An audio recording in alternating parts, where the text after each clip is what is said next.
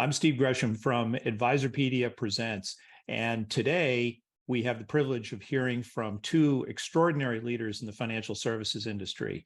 Kathy Murphy was the president of personal investing at Fidelity Investments beginning in 2009. Her relationship strategy increased assets under administration at Fidelity from $700 billion to well over $4 trillion today. It's an extraordinary journey. John Thiel is the 27-year veteran of Merrill Lynch who built on the advisor client experience additional capabilities to be able to expand that suite of services and has been a pioneer in understanding better how to connect the advisor and the client. These two leaders come together today with a common interest in improving outcomes for consumers. So I want to welcome first both of you to our discussion here today. Thank you, Steve. Thank you, Steve. It's great to be with both of you today. Yeah, great. So our topic today as part of our Innovation Leadership Program is to talk about what you have done specifically, but I want to start maybe by putting in perspective, when we talk about innovation, I don't recall hearing from either of you that you set out in your work to create innovation as much as you were trying to take advantage of an opportunity or you were trying to work on a solution. But would that be fair? Kathy, let me start with you. I think that's totally fair. I came to Fidelity in 2009, personal investing division, helping millions of retail clients. And I just thought there was so much untapped potential in terms of how we could deepen our relationships with our clients, help them more, as well as, frankly, helping our associates who help those clients in terms of ways to support them to be more effective at their jobs, whether it's helping them with the support behind the scenes so they could spend more time with clients, et cetera. And then as time went on and digital solutions became much more pervasive and the velocity of solutions accelerated, there was yet another wave of opportunity to just push the thinking of our organization so that we could help more people, help them more deeply, and grow the business as a result. So, John, same question to you, and maybe a thumbnail of where that first applied in your mind. Yeah, well, I started at Merrill Lynch in 1989. I left the insurance industry and joined Merrill Lynch. And I was really quite surprised at the way the wirehouses did business. It was sort of a, here, Mr. and Mrs. Client, this is how we do it. This is what you'll get. And it wasn't much more. So when I think about what I was always interested in doing was making it a lot easier for clients to interact with us and for us to be much more plain spoken than we were, thinking that if we confused our clients, they would think we're smart, so they would trust us, which was kind of just the opposite of what was happening. So we've seen a lot happen, and there were some key milestones that I think made innovation more critical to one's survival or to their growth. To me, it was really mostly about solving problems and sometimes creating opportunity. So maybe we'll just dig right in, because knowing both of these stories as well as I do, I know that they were a journey. Each of them were a journey. There were moments when it was a little darker than it was brighter, but I know that there was something that was driving you. So maybe each of you talk first about what it was that you saw. What was the destination that you were after? What was the thing you were solving for? How big was that? For me, as I said, I arrived in 2009, and I ran personal investing as well as some other businesses, insurance and our tax-exempt 403(b) business, et cetera. And in the aggregate, it was about $800 billion in assets. So it was sizable.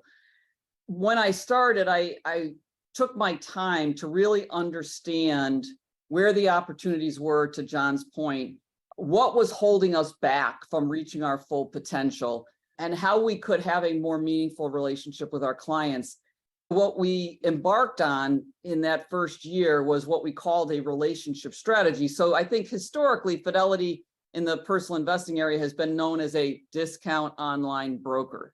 And we needed to change that. There was so much more we could do to help serve people more holistically, particularly coming out of the Great Recession. And Steve, as you know, starting in February of 2009, I started listening to 20 hours of customer calls every month. And so many of those clients said to us, well, what does Fidelity think? How can Fidelity help me more? And so there was this massive opportunity to step up into that space where people needed more guidance and advice than they thought they did previously.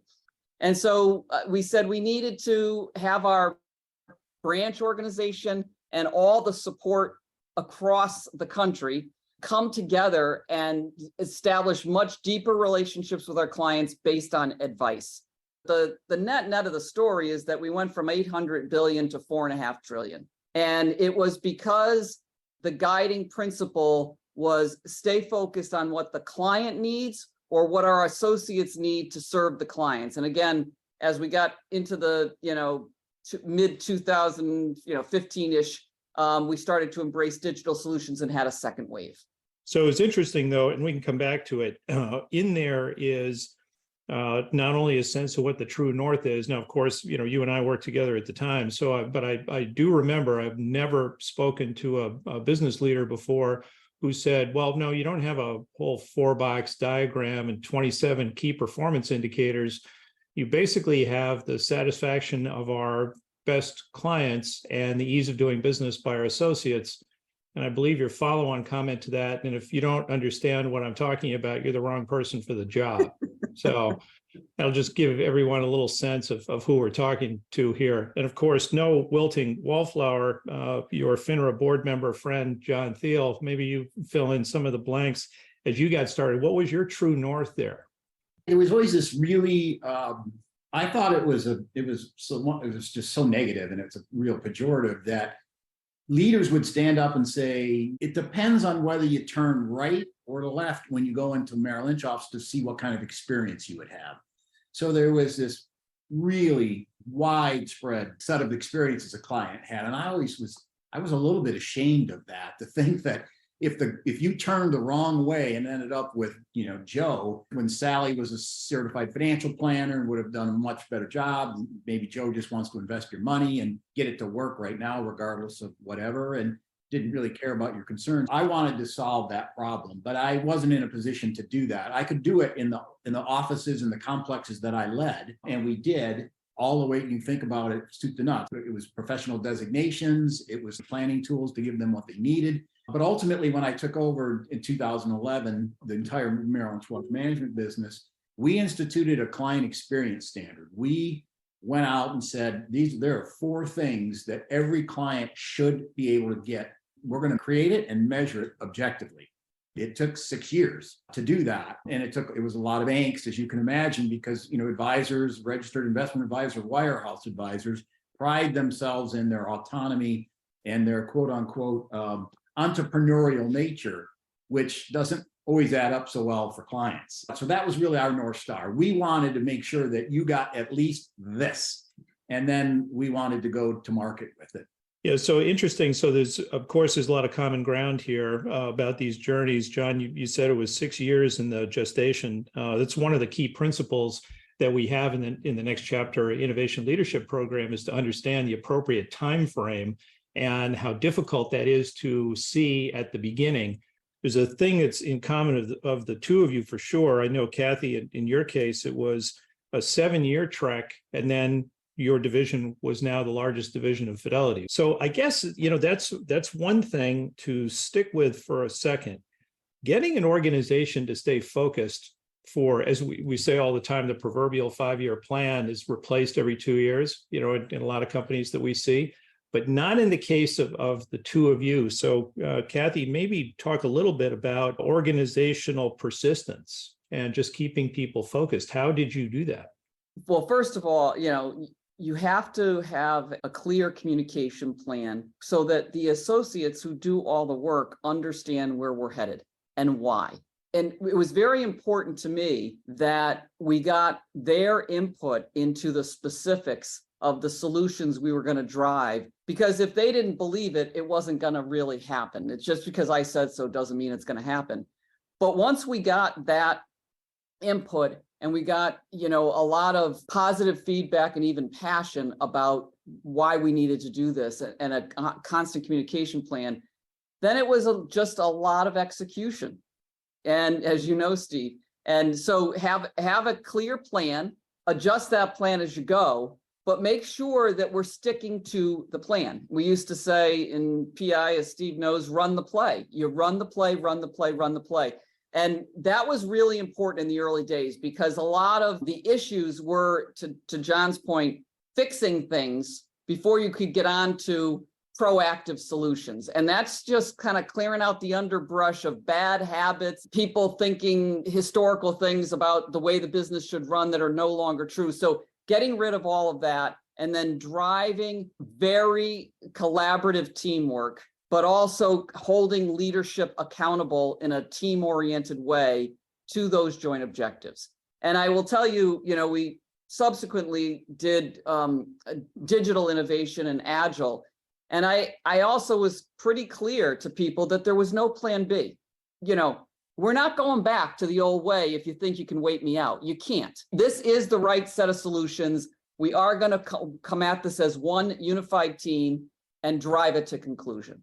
Yeah, that's interesting. Fidelity was such fantastic history, as an organization, probably 5 trillion or so in total, upon your arrival. So John, when in terms of maintaining persistence, you had the benefit of being known and having credibility in the field. And I know that played a huge role in that all-important layer that was between you and the consumer, which is the advisors and even more so the advisors management.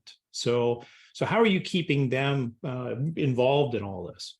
What we learned when we started our ultra high net worth business, those clients are not surveyable. They're not going to take $50 and drink a Diet Coke behind a smoke mirror and answer your questions. So we started a client advisory board, the only way we could get to them. And it ended up really was magical. You give us your perspective, we'll give you access behind the ropes, research, leadership, everything else. And what I quickly learned was how disconnected I was from the client. It was just people in the way, right? And so to be able to hear it from the client, what it is they wanted, and the opportunities that we were missing, just gave me all the confidence in the world that I could go back to them and say, well, this is what your client said.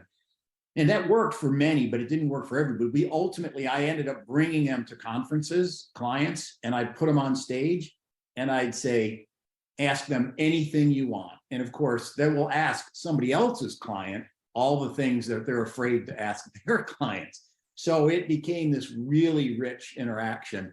That was when trust started really flipping. They all did a good job for their clients, but they did a good job for their 50 best clients. And then the other 50 or 100, maybe not so much. And that's just not, we weren't really to stand for that. And think about the opportunity, as Kathy said, those clients are underserved.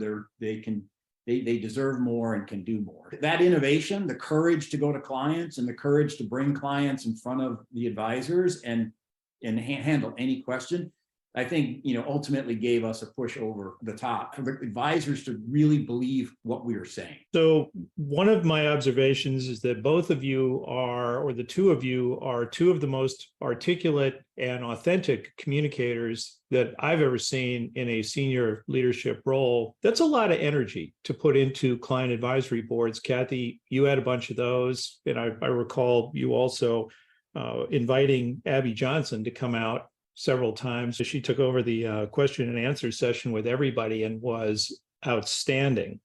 But when you're communicating across, you still have to have some metrics of success that you have signed up for, that you have to use. That's the reality of the organization. So maybe, Kathy, talk a little bit about what you selected and why.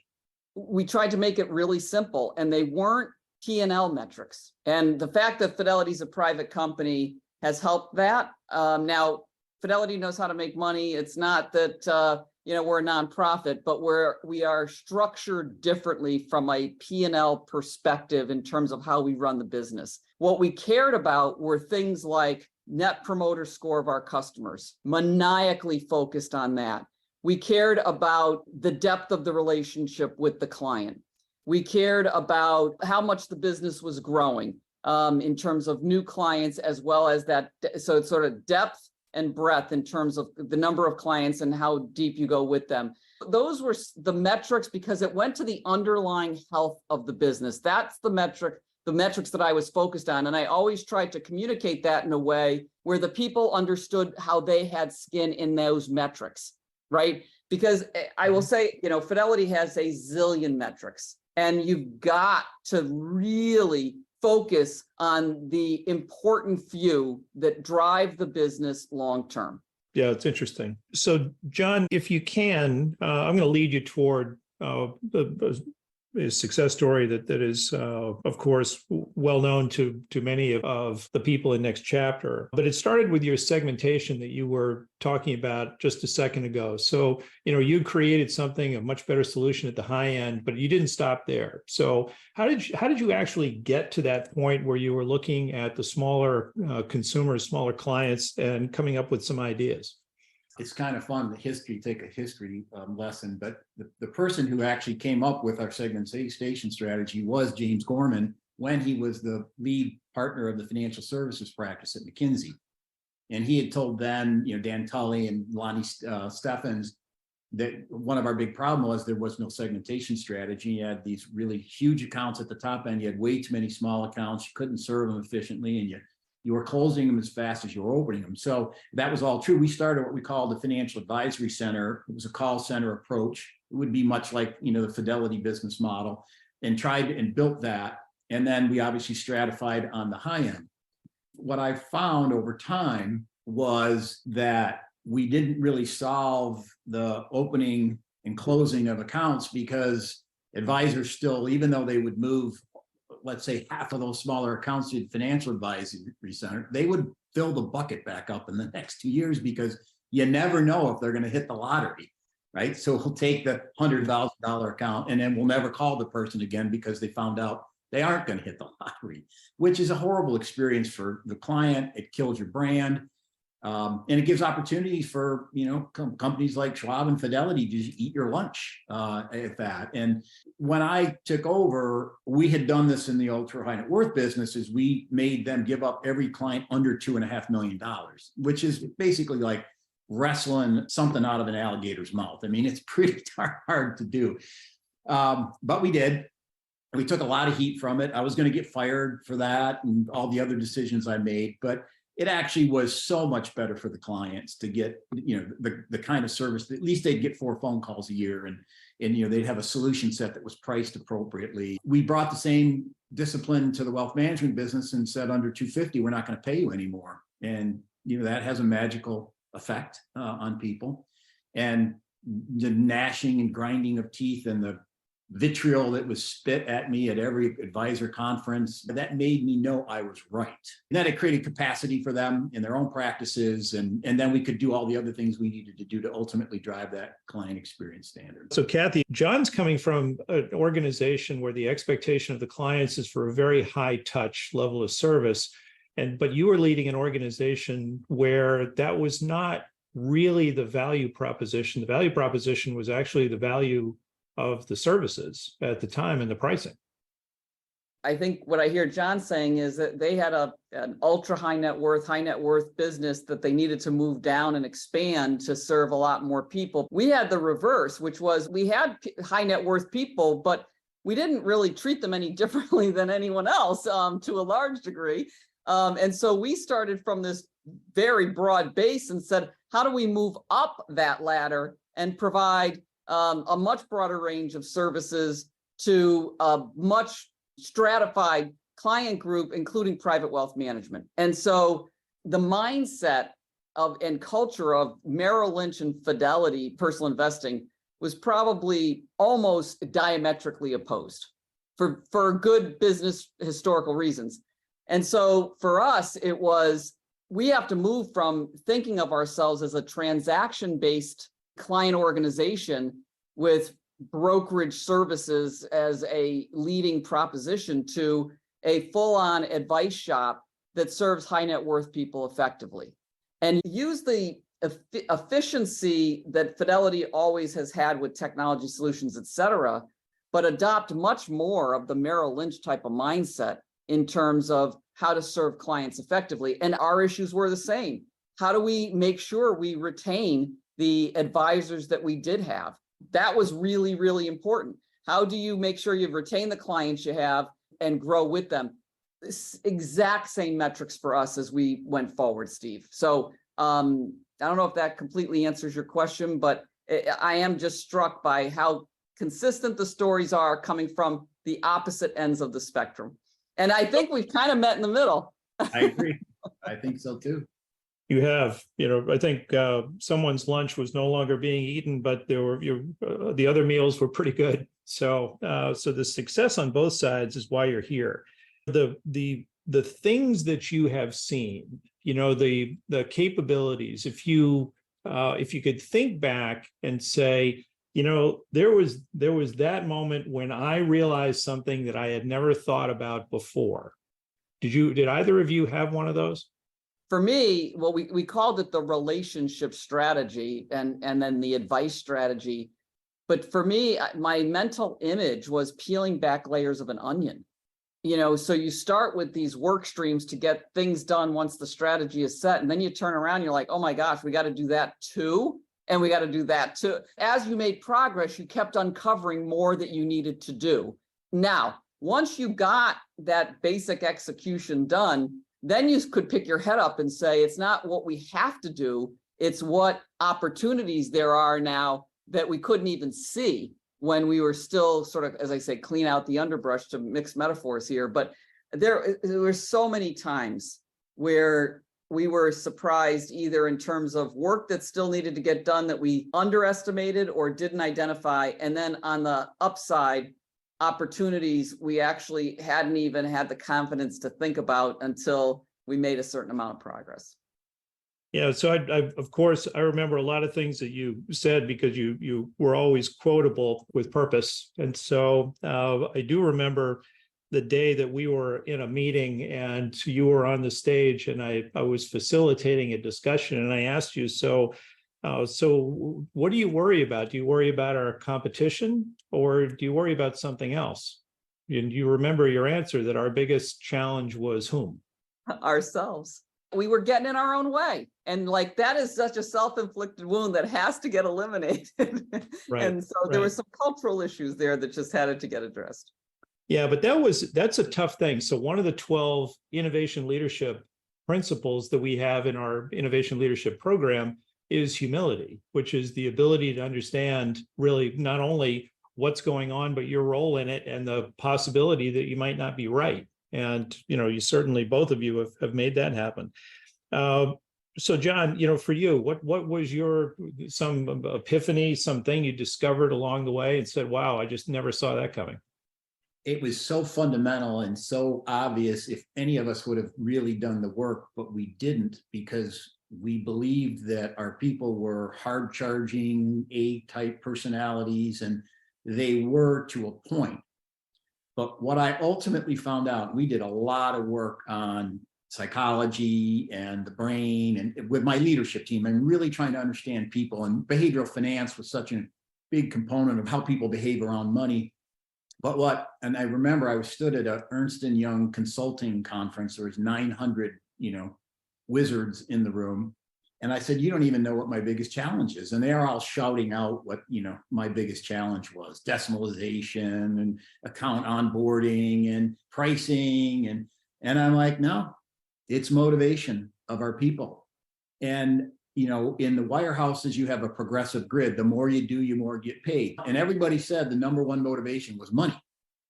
And if that were the case, then why wouldn't everybody do $10 million in production and make $5 million? But the people stopped at 200,000 or 300,000. Well, it was clear money wasn't the motivator. And what happened was these people do well and they live in all different communities with different costs of living, and their hierarchy of needs were being met with the income they made. So that's a big business challenge when you've got people who don't want to and don't need to because the market goes up 2/3 of the time, 6 or 7% a year. So your fee-based business automatically grows. How do you solve that with 14,000 people and maybe 150 of them are really that type that's motivated to do more? And that's really what we were trying to get at with teams and some of the other things within our client experience standard, where we had to put people on their team that weren't meeting their hierarchy of needs from a money perspective. that would go out and do it for them. It hasn't been solved yet, but it's something that I spend a lot of time still thinking about, is how do you really motivate people? And you need to have purpose. So we talked about purpose. You got to have mastery, and then you have to have autonomy. So, we had to make sure that autonomy was okay for the client, but in their minds gave them the freedom, flexibility to operate like they wanted to. Yeah, so I get that, and obviously your success with that approach has been terrific, Kathy. Similarly, in your relationship strategy, the advisor attrition was candidly higher than John's, and you cut that in half along the way. So you're getting traction, both of you. Where I'm going with that is, as you begin to get closer to understanding the much greater level of adoption of services, much more consistent delivery of what you're looking for across the board.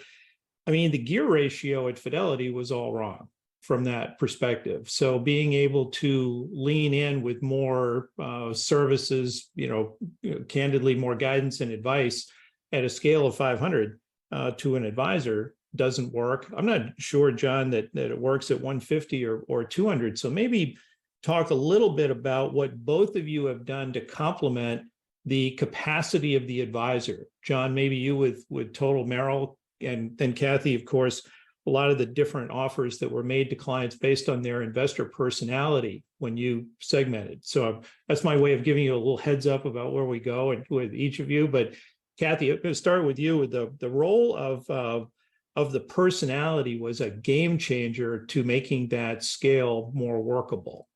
We set out early to adopt a useful segmentation of our client base, useful for the clients and for our advisors. And before we did that, everyone that had over a certain amount of money, every client went into a book. And so you could have complete self-directed clients in a book with somebody that wanted advice for their $50 million portfolio. And so the advisor had to serve so many different masters. And so we step back and say, okay, first of all, we've got to know, if we're going to have a relationship with our clients, we have to know more about them. And it starts with this personality segmentation based on behavioral finance and some other things.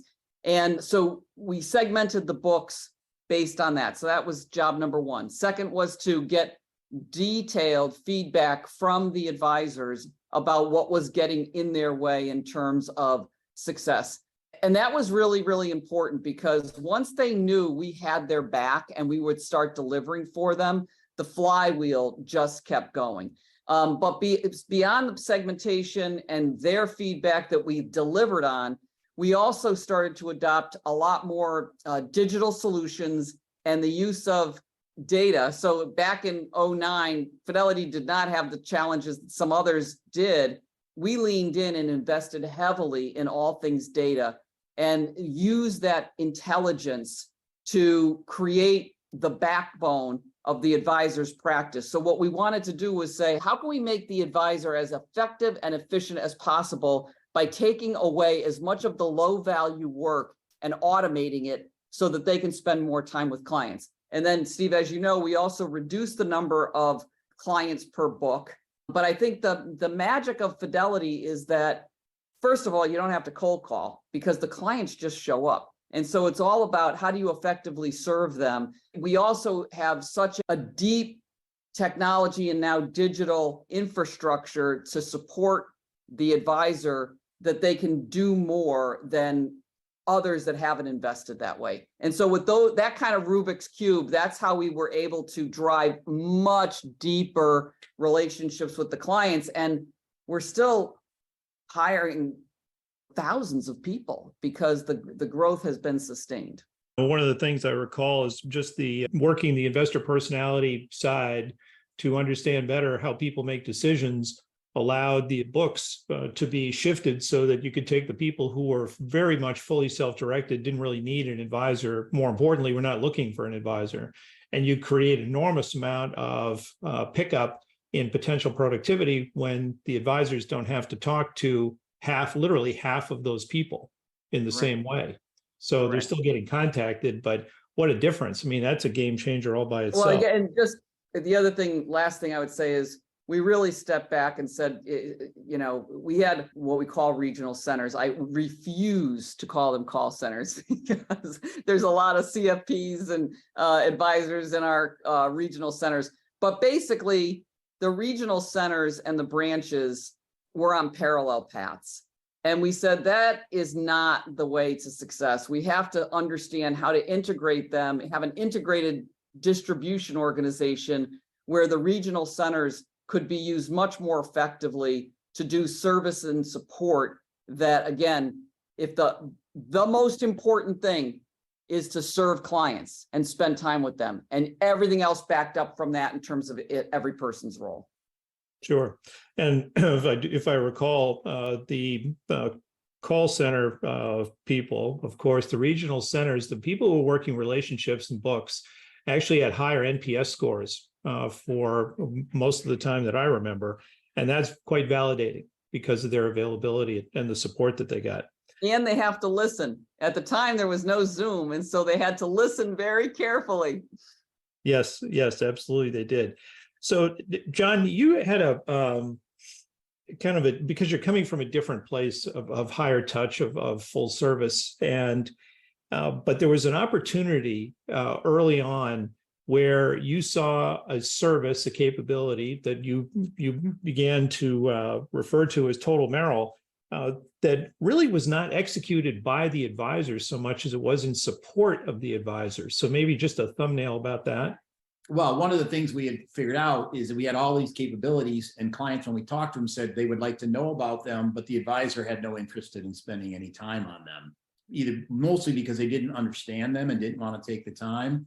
It was too complicated, and it make them look bad if they wanted to apply for a loan and we turned them down. It would ruin the relationship. And so Total Merrill was this idea, obviously, that we could broaden and strengthen the relationship through a whole set of complementary services, which did include, banking and lending and insurance and estate, trust services, things like that. Obviously, asset management, investment management, and the like. But what was different is that we finally put, one, a marketing budget behind it, and two, we really took it to the marketplace. We had always advertised through the advisor, highlighted the advisor. And at this point in time, we said, okay, the advisor's still the center of the world and the relationship.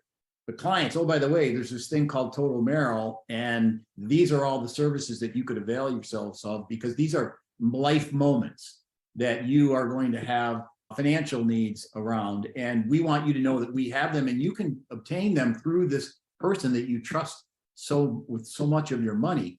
And it sort of put the onus on the advisor to have to obviously respond to that capability. And then we did things internally to incent them to make sure they told their clients about these things and understood where their clients were. I mean, if the client already had met that need somewhere else, we just asked the advisor to document it, to show where it is. And we already knew that we were sending millions a day to Fidelity, because we could get that out of our CMA book. I mean, we saw the money leaving and where it was going. So this was a way really to try to get to the client and explain the set of capabilities that we had. The advisor filtered our offer to the clients.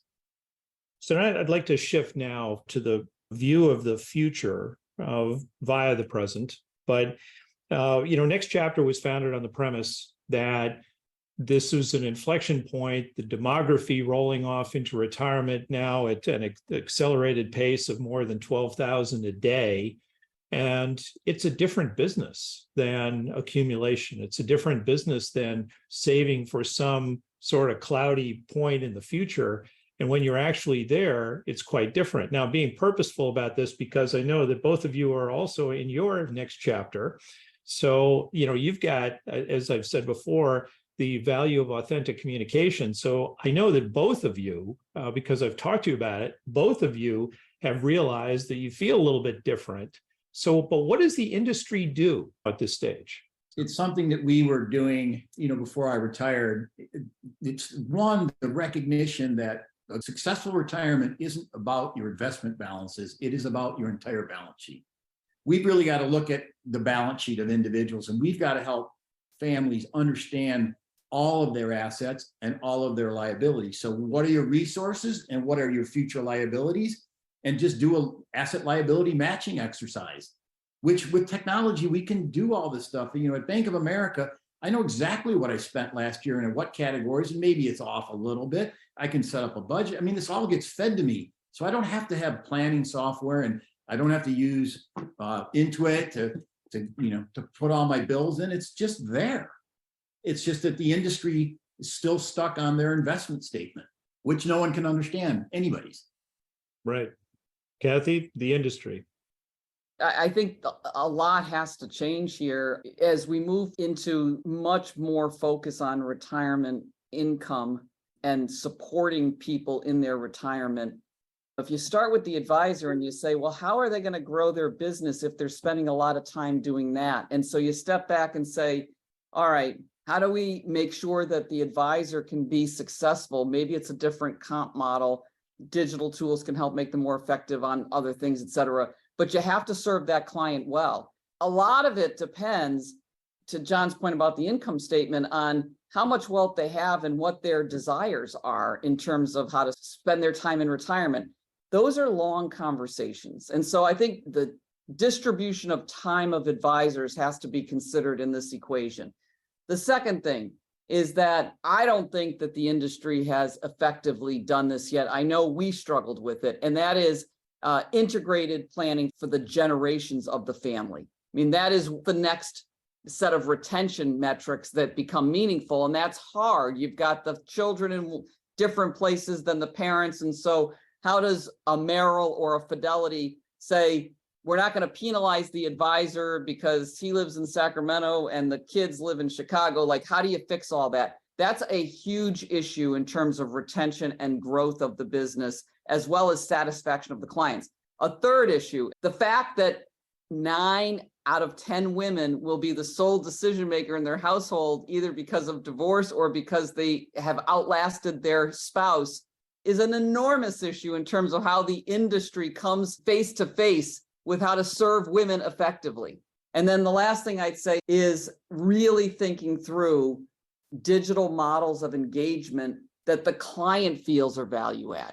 So there's never going to be a substitute for the in-person experience with an advisor at certain points in time.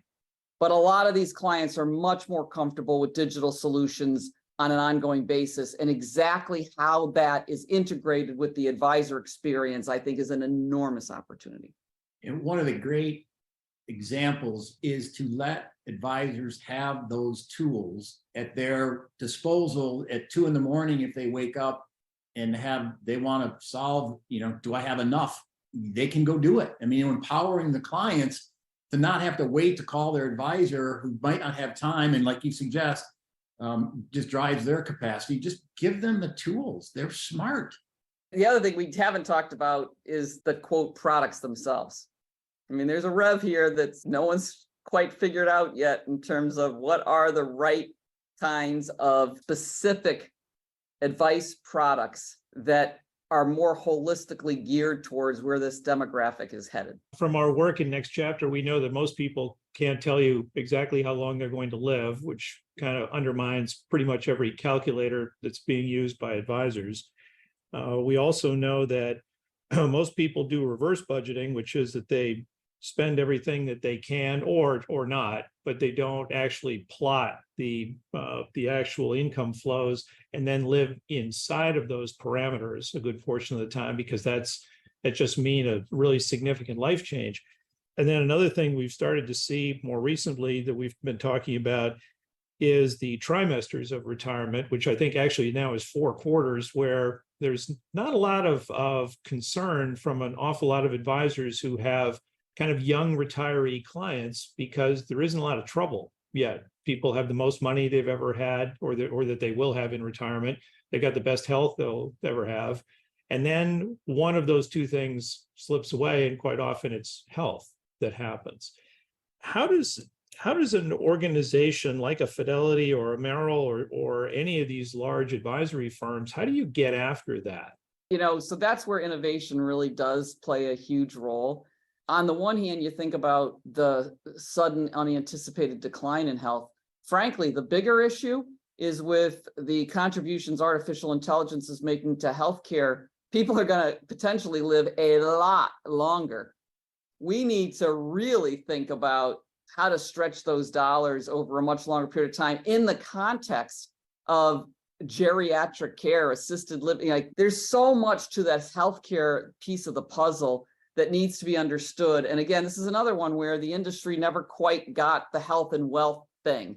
And I'm not suggesting that it's right around the corner. If you're going to be an effective advisor, you better start to understand, or somebody in the organization has to have a very good working understanding of the healthcare environment that we're going to be operating in, particularly for this demographic. So I think it starts with healthy habits and, wellness and all that being part of the curriculum for advisors to understand that impact. But I think part of it also is these are tail risks. Some of these, the financial piece of it's a tail risk that you can use risk management, i.e. insurance, which I know is sometimes not a popular word, but that's what you buy insurance for. My house, fortunately, is never burned down, but I've had homeowners insurance my entire life. And so I do think some of the financial piece of some of this is you're able to offload that risk. A lot of people are able to offload that risk and fund, not forever, but fund 6 or 7 years of full-time meaningful care for not